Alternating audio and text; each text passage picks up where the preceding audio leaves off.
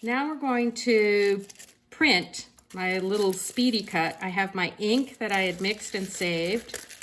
I'm going to open that up. Let me get this out of the way for a second.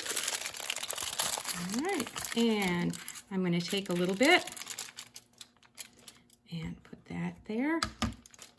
Oh, I might need a little more. Fold that back up, put it away. Nice. My ink knife, have my ink, yay. I'm going to have my brayer, which I always leave sitting on its frame. Do not leave it sitting on the roller. It's not good for it. You should always be leaving it sitting on its frame. When you roll out your slab, you want to take a bead of ink and draw it across about the width of your roller. And since this is relief, we can go a little bit thicker than we normally would.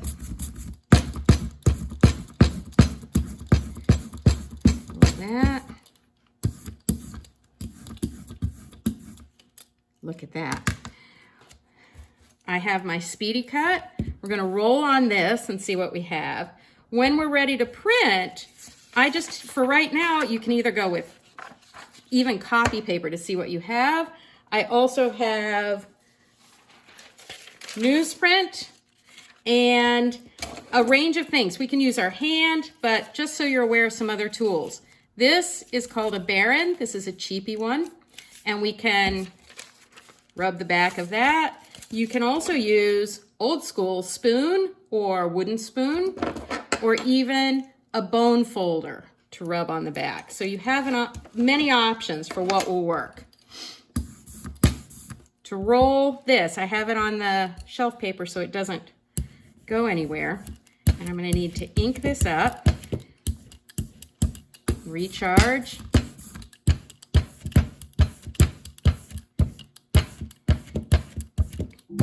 and I'm going to need more ink here, but this will do for a start. Look how clean.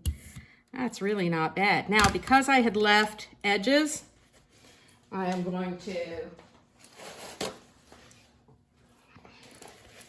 take care of that real quickly and just wipe that off. Look at that. And if this bothers me, the little bit of noise I'm getting there, I can always carve it away later. But for right now, this is just a proof and see what we've got.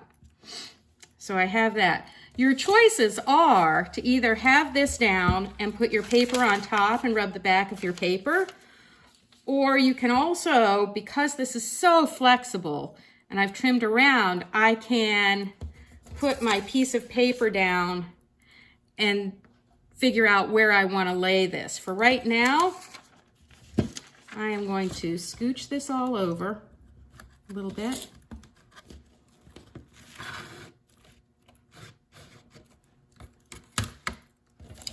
So I have some room here, and put this on because it's the first one.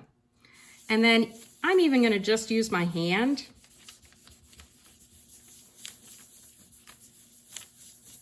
Now, just my hand alone, and it doesn't have much ink, and I've got that, which is kind of cool.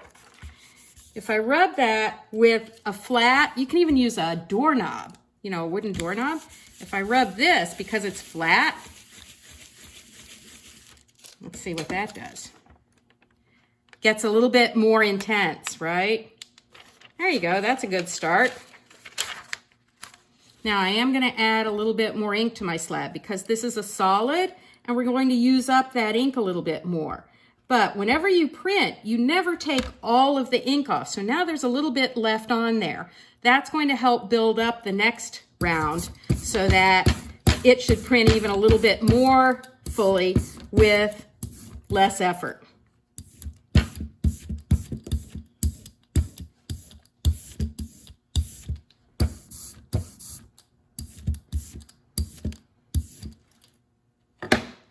Now,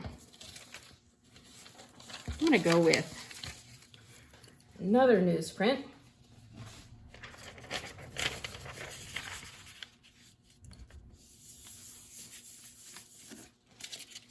And again, even with my hand,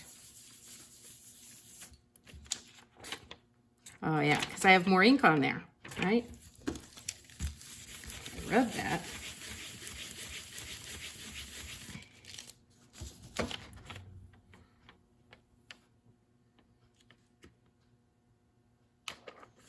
Even better.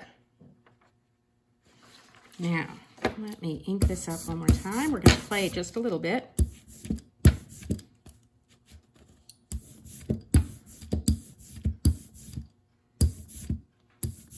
Now, I'm old school, and I do tend to put my paper on top, but we don't have to.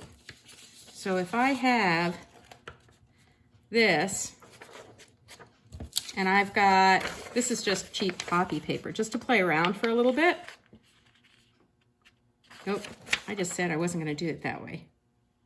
Which way do I want to do it? Well, we'll do it this way to start, then we'll change it up. I'm going to do this. Again, either with this, or even a bone folder if you have it, just from the center out. And then you can go over it.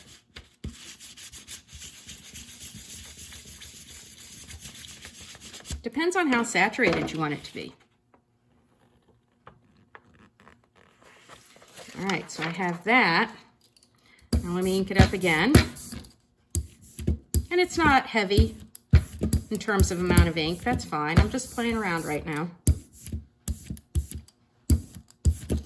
Now in this case, what if I want to do the other direction where, again, I'm going to scooch this over a little bit. I'm going to scooch that out of the way. So I have this here. Now I'm going to take this and I'm going to place it down on the paper. So I'm going to go like that. And I'm going to push that down. So you can use it kind of like a rubber stamp. This is squishy enough. It doesn't squish a lot, but it does squish a little bit. It's not going to be quite as full, but watch this. If I pull this up, that's really not bad. If you really want some more, you just have to be a little careful with doing a flip over to rub the back. But we're going to call that a winner. I'm going to just poke around a little more.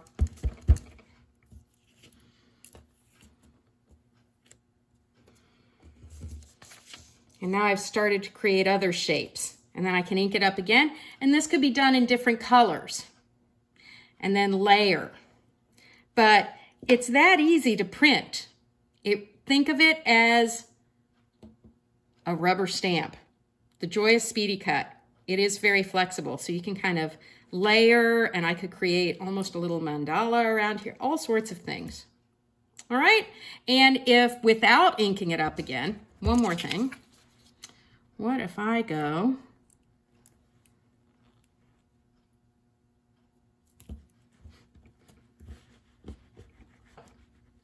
again, give it a little bit of a evenness there.